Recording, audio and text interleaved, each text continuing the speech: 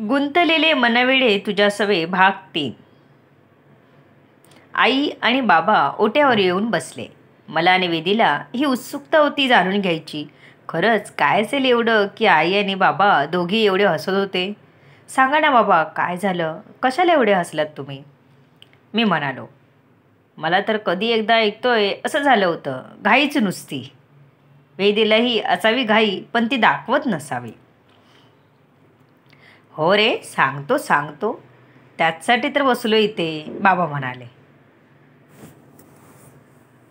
मी तेव्हा 7वीला होतो. या वेदी एवढाच. मामा मला पुढच्या शिक्षणासाठी घेऊन गेला आपल्याकडे. पहिल्यापासूनच खूप मस्ती करायचो. त्यांची मुलगी होती, ती 5वीला शिकत होती. तुमची कशी गट्टी जमली आहे तशीच हळूहळू आमची गट्टी जमली. पण आम्हाला थोडा वेळ गेला. हे सांगत असताना माझ्या आईच्या चेहऱ्यावर जरा स्मित हास्य पसरलं होतं. माझी खात्री झाली, बाबा आईविषयीच सांगत आहेत. कारण मला माहीत होतं आई बाबांची मामे बहीण आहे. पण मग हसले का हे सांगताना हसण्यासारखं काहीच नाही असं वाटत होतं मला. मी विचारच करत होतो की बाबांच्या बोलण्याने पुन्हा भानावर आलो. अरे ऐकतोस ना? नाहीतर म्हणशील सांगितलं नाही, परत नाही या सांगणार. हां, ऐकतोय हो, सांगा तुम्ही. मी थोडा वैतागत बोललो. तसं त्यांनी त्यांचं बोलणं कंटिन्यू केलं. आम्ही पण एकाच शाळेत जात होतो. तेव्हा गावात एकच शाळा होती म्हणा. त्यामुळे पर्याय नव्हताच घरातल्यांकडेही आणि आमच्याकडेही, बाबा म्हणाले. वेदी मध्येच आपली चुप्पी सोडत म्हणाली, तेव्हा शाळा खूपच लांब असायच्या ना. कधी दुसऱ्या गावात पण जायला लागायचे. आई बोलली मला. हो, पण आमचं एक बरं होतं, आमच्याच गावात शाळा होती आणि शाळा खूप छान होती, मोठीही होती. नाव होतं शाळेचं. बाबा जरा इकडचं तिकडचं सांगत होते, तर मला मुद्द्याचं कधी सांगतात ह्याची घाई झाली होती. हां, मग पुढे बोला ना, मी म्हणालो. मला असं सांगायला मनच करत होतं की तुम्ही बाकीचं जाऊ दे, हसलात का ते सांगा, मला ते ऐकायचं आहे. पण सगळं मनात ठेवून मी पुढे काय सांगतात ते ऐकत होतो. एकत्रच जायचो यायचो, अभ्यास अंगणात बसून करायचो. तेव्हा अंगणात मांडव असायचे. पावसाळ्यात फक्त काढायचे मांडव. मग घरातच ओटीवर करायचा अभ्यास. एक एक वर्ष भुरकन निघून जात होतं. आम्ही एकमेकांसोबत मोठे होत होतो. तेव्हा माहीत नव्हतं प्रेम होईल असं. पण अचानक बाबा आले मला न्यायला. म्हणाले, चल आता तू तिकडेच शाळा शिक. मामांनाही त्यांनी तसं सांगितलं. मला विचार करायला वेळच दिला नव्हता आणि आतासारखे मुलांना विचारून निर्णय घेतले जात नव्हते.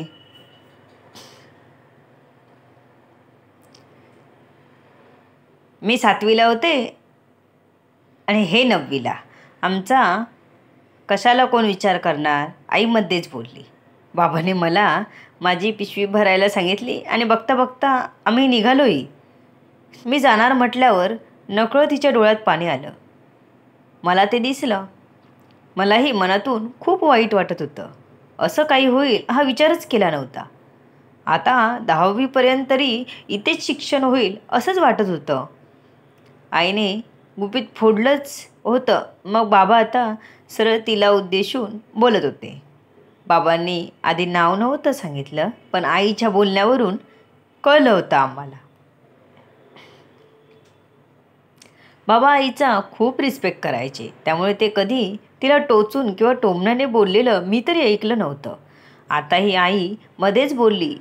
त्यांनी ठेवलेलं गुपित तिने क्षणात सांगितलं, तरी एक स्मित हास्य करत त्यांनी ते स्वीकारलं. मी जेव्हा घरी गेलो तेव्हा मला खूप एकटं एकटं वाटत होतं. ताई घरी होती. मला उदास बघून तिने विचारलं, काय झालं? आम्ही सगळेजण इथे असताना तुझ्या तोंडावर असे 12 का वाजलेत? तिच्या या बोलण्याने इतका वेळ धरून ठेवलेला माझा धीर सुटला आणि मी तिच्यासमोरच रडायला लागलो. ताई म्हणाली की रडायला काय झालं? मी तिला म्हणालो, मला रेखाशिवाय कसं तरी वाटतंय. तिची आठवण येते मला. मला तिकडेच राहायचं आहे. आधी हसली. मी ओरडलो तसं मला म्हणाले, ठीक आहे, बघते मी काय होतं ते. ताई म्हणाली, मी काही होईल अशी आशाच सोडली होती. कारण बाबाच्या तडकाफडकी घेऊन आलेले तर ते परत जाऊ देतील की नाही शंकाच होती. आणि आम्ही दोघंच असल्यामुळे मुलगा म्हणून माझ्याकडून त्यांच्या अपेक्षा असणं चूक नव्हतं. त्यामुळे त्यांनी मला शेतीच्या कामात हातभार लावावा म्हणून आणलं होतं. पण मला मामाकडेच राहायचं होतं. ताई माझ्यापेक्षा 4 वर्षाने मोठी होती.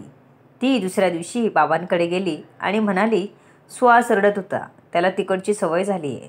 मला काय वाटतं, 10वी पूर्ण करूनच येऊ दे ना त्याला. म्हणजे मन लावून अभ्यास करेल. इकडे त्याला सगळंच जमवून घ्यायला वेळ लागेल. तिकडे शाळा, मित्र, शिक्षक सगळ्यांचीच सवय झाली आहे. तुम्ही जाऊन त्याला असं लगेच घेऊन आलात तर त्याला खूप वाईट वाटतंय. आणि कामाला तो येईलच. हे 1-1.5 वर्षाचा प्रश्न आहे. ते काय आपण इतके दिवस केलंच ना, तसं करू. बाबा सर्व सांगत होते. आत्याने समजावलं आजोबांना. भारीच मग. मलाही थोडं ऐकण्यात उत्सुकता लागली होती. मीही मन लावून ऐकत होतो. हो तर 4 दिवसांनी बाबांनी मला नेऊन परत मामांकडे सोडलं. जेवून वगैरे बाबा निघून गेले. मी घरात सगळीकडे रेखाला शोधलं, पण मला दिसलीच नाही. तिला माहीत नव्हतं मी आलोय ते. मामीला विचारलं, रेखा कुठे गेली? तर ती म्हणाली, अरे आज ती मैत्रिणीकडे गेली आहे. तिला माहीत नव्हतं तुम्ही येणार ते. बरं, म्हणून मी मागे वळलो तर मॅडम हजर कोणी नाही बघून मी तिला भेटलो. ही तर गोंधळून गेलेली. हा असा काय? गेला काय? आला काय? आणि आता मला भेटतो काय? काय चालले काय तुझ्या मनात? असंच तिने मला विचारलं. मी सांगितलं, मला तुझी खूप आठवण आली आणि एक सांगू, तुझे गाल खूप छान आहेत. मला ओढावेसे वाटतात, गुबगुबीत. आता वेदीला म्हणालच ना, अगदी तसंच मीही हिला म्हणालो होतो. म्हणूनच आम्ही दोघेही तुझ्या वाक्यावर हसलो. पण तेव्हा ही लाजली होती, रागवली नव्हती, म्हणून मी बचावलो. नाहीतर वेदीसारखं काही केलं असतं तर माझं खूप कठीण काम झालं असतं, बाबा सांगत होते. आता मला कळलं होतं की आईबाबा का एवढे हसत होते. कारण 70च्या दशकात बाबांनी माझ्यासारखाच सेम आईला बोलले होते. मी म्हणालो, कळलं मला आता का हसलात ते. पण बाबा तुम्ही सांगा, तुम्ही लग्न कसं केलं ते? ऐकायला मजा येते. लैला मंजनू नंतर तुमचाच नंबर, मी म्हणालो बाबांना. बाबा मनापासून हसले आणि पुढे सांगायला सुरुवात केली. ते वय नसतं प्रेम करायचं. ते कळतही नव्हतं की हे प्रेम आहे. पण भावना होत्या. सहज मोकळ्या करत होतो तिच्याकडे. 10वी झाली. अभ्यास केला. चांगल्या शाळेत पहिला आलो. सगळ्यांनी कौतुक केलं. मग मात्र मी घरी आलो. थोडे दिवस शेतीची कामं केली. पोस्टात भरती आली. सायकल घेऊन भरतीसाठी गेलो. गावात पोस्टमन झालो. मग वेळ मिळेल तेव्हा मी मामाकडे जाऊ लागलो. हिला तेव्हा सांगितलं की आपण लवकरच लग्न करू. मी बाबांशी बोलेन. ताईचं लग्न झालं की आपण करू. बाबांनी ताईचं लग्न करून दिलं तसं मी बाबांशी बोलून घेतलं. रेखा आवडते ते. आणि थोड्याच दिवसात लग्नही केलं. बाबा बोलले, हो का? असं होतं तर सगळं. पण मामा हा बोलला मला नाही आवडलं. माझ्या मनात असं काही नाही. वेदांग फक्त माझा भाऊ आहे आणि त्याने तसंच राहावं, वेदी बोलली. एवढीशी पोरगी किती बोलते, असंही झालं होतं असेल बाबांना, पण ते काहीच बोलले नाहीत. बरं, तुझी मर्जी. तुला त्याने तसं बोललेलं नाही आवडलं, पण त्याने तुझी माफीही मागितली आहे. मी त्याला पाठीशी घालणार नाही.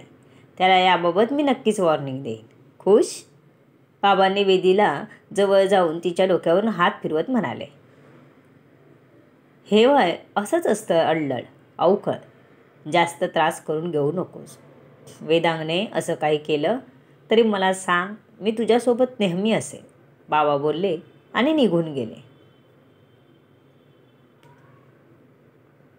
आता मात्र मी मनातून चांगलाच तडफडत होतो. अरे ही वेदी समजते काय स्वतःला? कोणतीही गोष्ट इतकी ताणायची नसते. बाबाही ओरडतील आता. जाऊ दे, बोलण्यात काहीच अर्थ नाही. नाहीतर आता परमिशन मिळाली आहे, आता सारखं रागवत बसेल मग. मी स्वतःशीच बोलत होतो. मनातून काही केल्या विषय जात नव्हता. काय करावं कळत नव्हतं, पण काहीतरी केलं पाहिजे असं मनापासून वाटत होतं. जाऊन अंथरुणावर झोपलो, पण झोप लागेना. अस्वस्थ वाटून सारखं पाणी प्यायला आणि वॉशरूमला जात होतो. किती वाजले माहीत नव्हतं, पण पाणी प्यायला स्वयंपाकघरात गेलो तर खांद्यावर हात पडला. भूतकी काय म्हणून दचकून ओरडणारच होतो तर बाबा म्हणाले, काय झालं? अस्वस्थ का आहेस? नाही हो, कुठे काय, मी वैतागून म्हणालो. हो का? मग झोप का येत नाही? रोज एवढ्यात अजगर झालेला असतो. आज का पाणी प्यायला उठतोस सारखा? काय झालं बोल मला. मी नाही ओरडणार, बाबा बोलले.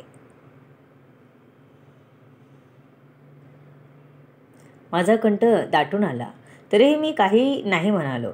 पण आवाज एकदम कापरा झाला होता, कारण मला नीट बोलता येत नव्हतं. त्यांनी जवळ घेतलं.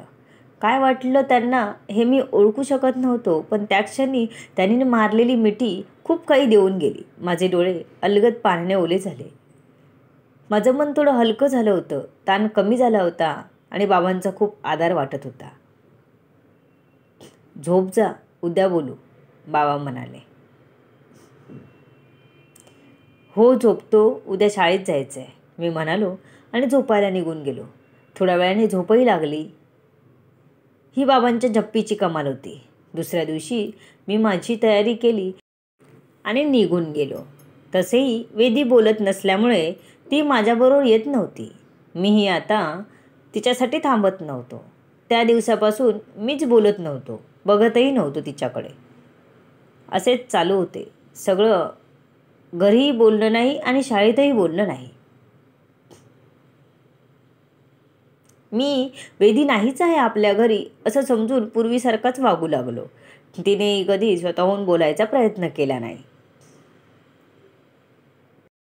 आणि एक दिवस शाळेच्या गेटजवळ बाहेर निघत होतो तर गर्दी दिसली, म्हणून पुढे गेलो तर वेदी होती. बापरे, हिला काय झालं? मला भीतीच वाटली. काय झालं असेल वेदीला? पाहूया पुढच्या भागात. तोपर्यंत ऐकत राहा, पुढच्या भागाची वाट पाहत राहा आणि कमेंट करून सांगत राहा कशी वाटते कथा तुम्हाला. धन्यवाद.